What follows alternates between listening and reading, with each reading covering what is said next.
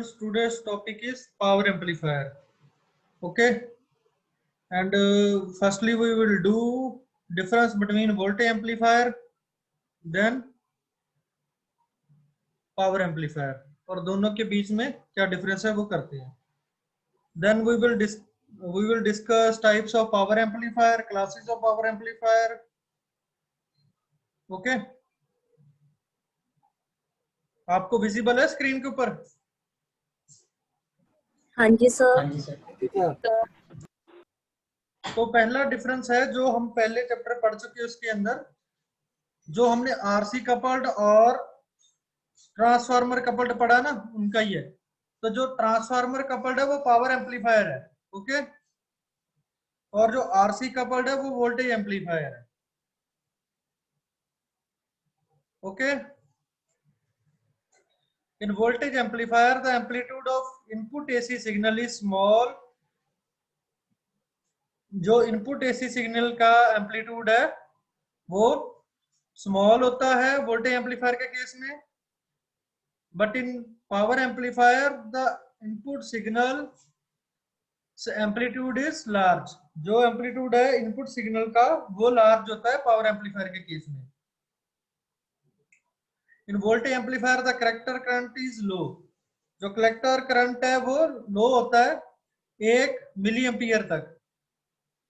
लेकिन जो power amplifier है उसके अंदर जो कलेक्टर करंट है वो बहुत हाई होता है और उसकी वैल्यू जो है वो 100 मिली एम्पियर से ज्यादा होती है.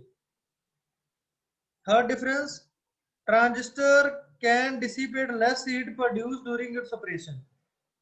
जो इसमें वोल्टेज एम्पलीफायर के अंदर ट्रांजिस्टर है उसमें हीट डिसिपेशन कम होती है, यानी कि वो हीट कम छोड़ते हैं. और पावर एम्पलीफायर में क्या है कि हीट वो ज्यादा प्रोड्यूस करते हैं वोल्टेज एम्पलीफायर के मुकाबले जब वो काम करते हैं.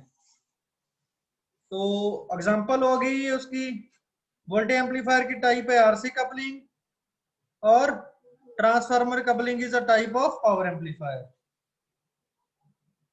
Then the transistor used has thin base to handle low current.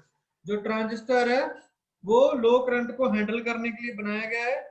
और जो पावर एम्पलीफायर का केस है उसमें उसका बेस थिक होता है जिसकी वजह से वो लार्ज करंट को हैंडल कर सकता है. अब बेस का मतलब जैसे तुम बनाते हो ना डायग्राम इसकी कंस्ट्रक्शन की, तो नॉर्मल केसेस में हमारे पास तीन क्या क्या होता है, अमीटर, बेस, कलेक्टर. तो सबसे पहले कौन सा होता है? क्लास कहाँ चले गए?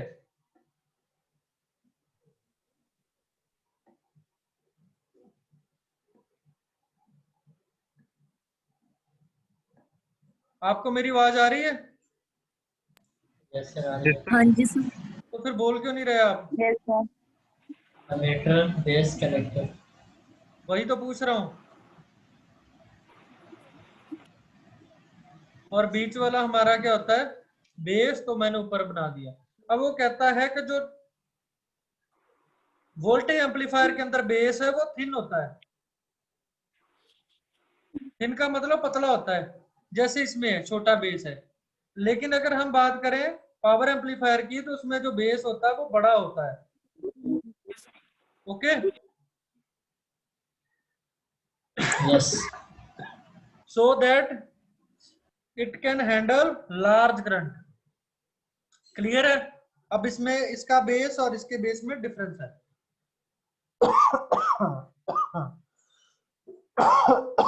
सॉरी, ये डिफरेंस क्लियर हुआ? यस हाँ जी. सर. नेक्स्ट पॉइंट है voltage amplifier the AC power output is low. जो वोल्टेज एम्पलीफायर के अंदर जो आउटपुट आती है उसकी पावर लो होती है. लेकिन जब हम बात करें पावर एम्पलीफायर की तो AC output power is high. Next we have a physical size of transistor used is small. इसमें ट्रांजिस्टर का साइज लो स्मॉल होता है और इसको हम लो और मीडियम पावर ट्रांजिस्टर भी बोलते हैं. जो वोल्टेज एम्पलीफायर है। और अगर हम पावर एम्पलीफायर की बात करें तो इसका साइज बड़ा होता है और इसको पावर ट्रांजिस्टर भी बोलते हैं। In voltage amplifier, the collector load has higher resistance, typically 4 kilo ohm to 10 kilo ohm. But in power amplifier, the collector load has lower resistance, typically 5 ohm to 20 ohm. देखो जो collector load पे resistance है वो voltage amplifier के case में ज्यादा होती है, उसकी वजह से उसका गेन कम आता है। लेकिन अगर हम पावर एम्पलीफायर की बात करें तो इसमें जो है रेजिस्टेंस कम है, तो उसका मतलब है कि हम ज्यादा सिग्नल जो है वो प्रोवाइड कर सकते हैं at the input of second stage. Okay, इसकी वजह से इसका पावर गेन ज्यादा रहता है। इसमें अगर आपका कोई डाउट है तो आप पूछ सकते हो। हाँ जी क्लास, कोई डाउट है आपका इसमें? नहीं सर। किसी का कोई डाउट नहीं है? आगे बढ़ते हैं। अब आगे है हमारे पास what is power amplifier.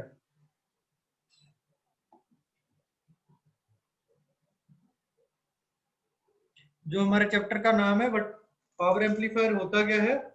It's a amplifier design to increase the magnitude of power. ये जो है ये पावर का मैग्नीट्यूड बढ़ाता है। The power of input signal is increase to level high enough to output output devices like speaker, headphone, RF transmitters. तो जो power amplifier है वो इनपुट सिग्नल को उनका लेवल पावर लेवल इंक्रीज करते हैं। तो जब पावर लेवल इंक्रीज होता है तो वो कंपैटिबल हो जाते हैं स्पीकर्स, हेडफोन और आरएफ ट्रांसमीटर्स को चलाने के लिए। Okay, yes sir. Next we have a diagram. जो पावर एम्पलीफायर है वो सिर्फ आउटपुट से पहले लगता है। ओके, जो वोल्टेज एम्पलीफायर है वो इनपुट टू आउटपुट जो एम्पलीट्यूड को बढ़ाता है उसका गेन बढ़ाता है, लेकिन पावर एम्पलीफायर सिर्फ आउटपुट को ड्राइव करने के लिए हम लगाते हैं। और दूसरा केस है कि हम इसमें ट्रांसफार्मर्स यूज करते हैं, तो उसकी वजह से भी ये इंपीडेंस मैचिंग की प्रॉब्लम को ओवरकम करता है। Okay, Yes, sir. after the audio signal is converted into electrical signal, it has several voltage amplifications done, after which the power amplification of the amplified signal is done just before the loudspeaker stage. तो अगर आप इस diagram को देखो तो here we have a microphone। जो microphone है वो क्या करता है, हमारी साउंड को, हमारी वॉइस को कैच करता है, उसको इलेक्ट्रिकल फॉर्म में चेंज करता है। और वही इलेक्ट्रिकल सिग्नल जब वोल्टेज एम्पलीफायर के पास जाता है तो वो उसको बूस्ट करता है, लो और वीक सिग्नल को। और जितनी भी हम वोल्टेज एम्पलीफायर के स्टेजेस लगाएंगे वो उसका एम्पलीट्यूड और बढ़ा देंगे। और पावर एम्पलीफायर हम लगाते हैं वोल्टेज एम्पलीफायर के बाद जब हमने आउटपुट लेनी होती है उस स्टेज में।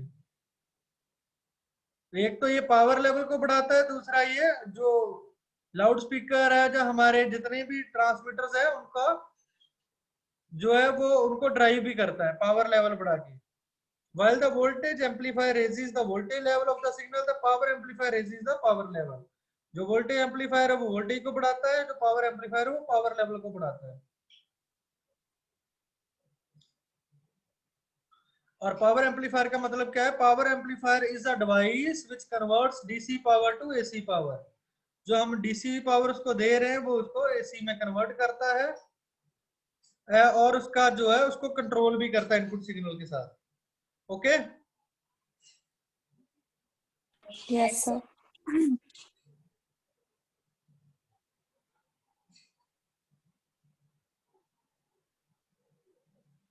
next we have a power transistor। A transistor that is manufactured to suit the purpose of power amplification is called power transistor। जो पावर एम्पलीफायर के अंदर ट्रांजिस्टर का यूज होता है उसको पावर ट्रांजिस्टर बोलते हैं। और ये दूसरों से अलग कैसे है? एक, इसका साइज बड़ा होता है। साइज क्यों बड़ा होता है? क्योंकि ये लार्ज पावर्स को हैंडल कर पाए। Okay, it is larger in size in order to handle large powers. Second, the collector region of the transistor is made large and heat sink is placed at the collector base junction in order to minimize heat generated. जो इसका collector reason है वो थोड़ा और बड़ा होता है, जिसकी वजह से हीट सिंक का हम इसके कलेक्टर बेस जंक्शन के ऊपर लगाते हैं, जो इसका जो हीट है उसको डिसिपेट करता है, उसको ओवरकम करता है, उसको निकालता है। Third point, emitter and base region of power transistor are heavily doped. जो एमिटर और बेस रीजन्स है वो हेवली डोप्ड होते हैं और ये लो इनपुट पावर पे काम भी करता है, क्योंकि इसकी लो इनपुट रेजिस्टेंस होती है। जो इनपुट रेजिस्टेंस है वो लो है।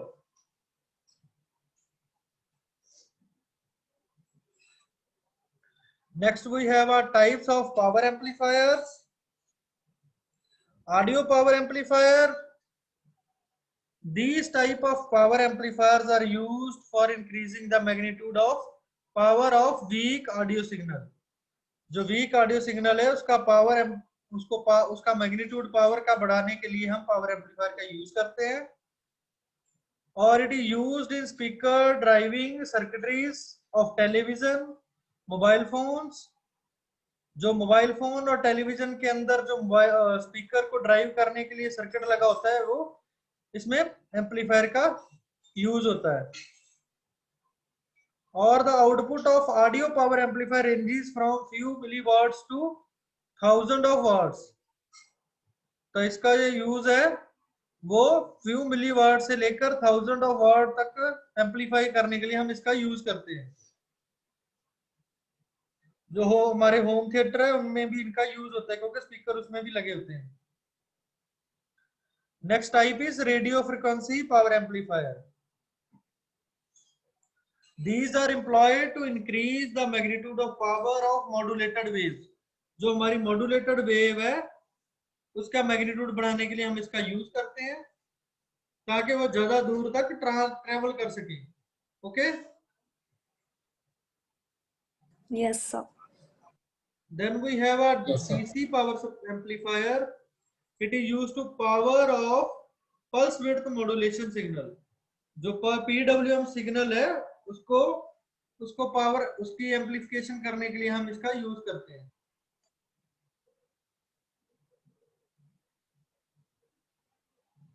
और इससे क्या होता है कि हम मोटर्स और एक्चुएटर्स को चला सकते हैं।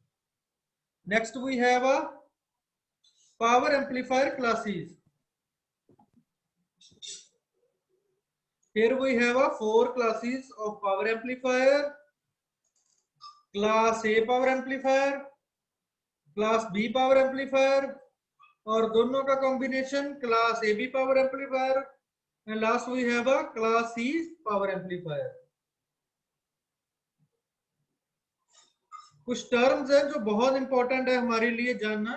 जब भी हम कोई भी जो पावर एम्पलीफायर है उसको डिसाइड करते हैं तो उसका कलेक्टर एफिशिएंसी, डिस्टॉर्शन, ये ध्यान में रखा जाता है। ओके, सो कलेक्टर एफिशिएंसी है क्या, ये आपके लिए हमेशा आती है। कलेक्टर एफिशिएंसी जो है वो 1 और 2 मार्क्स में अगर डेफिनेशन के रूप में जरूर आती है, तो इसको याद रखना। So collector efficiency is defined as average AC power output over the average DC power input to transistor.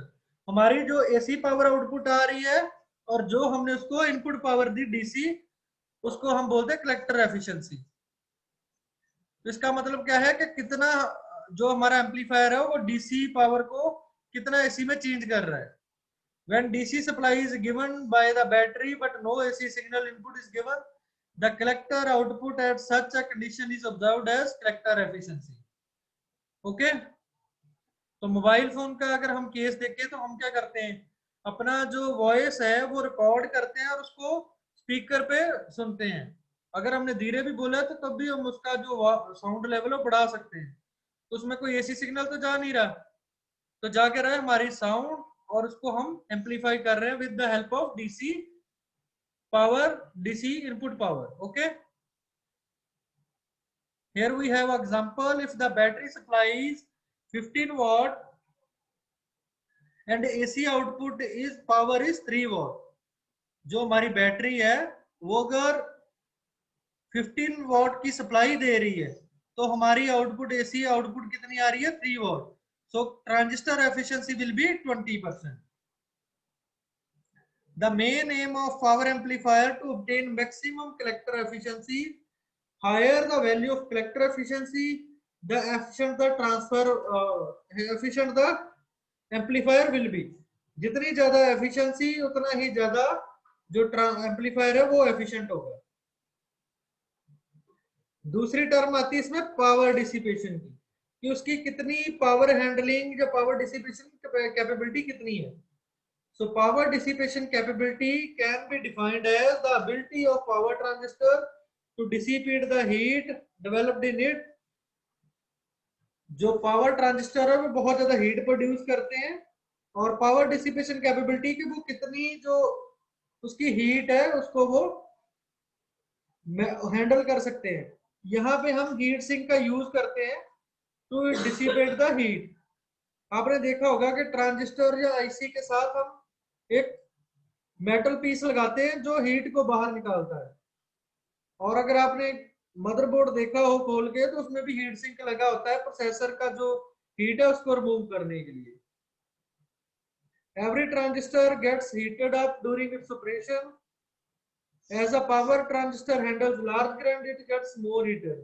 जो वैसे तो हर कोई ट्रांजिस्टर जो है वो हीट होता है, लेकिन पावर एम्पलीफायर ज्यादा लार्ज करंट हैंडल करता है, इसलिए वो ज्यादा हीट होता है. तो उसको मिनिमाइज करने के लिए हम हीट सिंक का यूज करते हैं. ओके, और जो जितनी उसको वो हीट प्रोड्यूस करता है उसको डिसिपेट कर सकते हैं, उसको उसकी पावर डिसिपेशन कैपेबिलिटी बोला जाता है. अगर हीट उसमें बनती रहेगी तो प्रॉब्लम आ सकती है, उसका जो ब्रेडिंग पॉइंट है वो स्टेबल नहीं रहेगा, जिसकी वजह से हमारा गेन चेंज हो सकता है. The third most important term is distortion. Distortion क्या होता है? It is defined as the change of output wave shape from the input wave shape. कि अगर हमारे पास इनपुट वेव शेप है और आउटपुट में हमें कुछ और वेव शेप मिले तो उसको बोलते हैं डिस्टॉर्शन, कि उसके शेप में चेंजेस आ रही हैं. एक तो एम्पलीट्यूड और पावर लेवल तो बढ़ना ही है उसका, लेकिन वो नहीं कि उसका शेप ही चेंज हो जाए, तो उसको बोलते हैं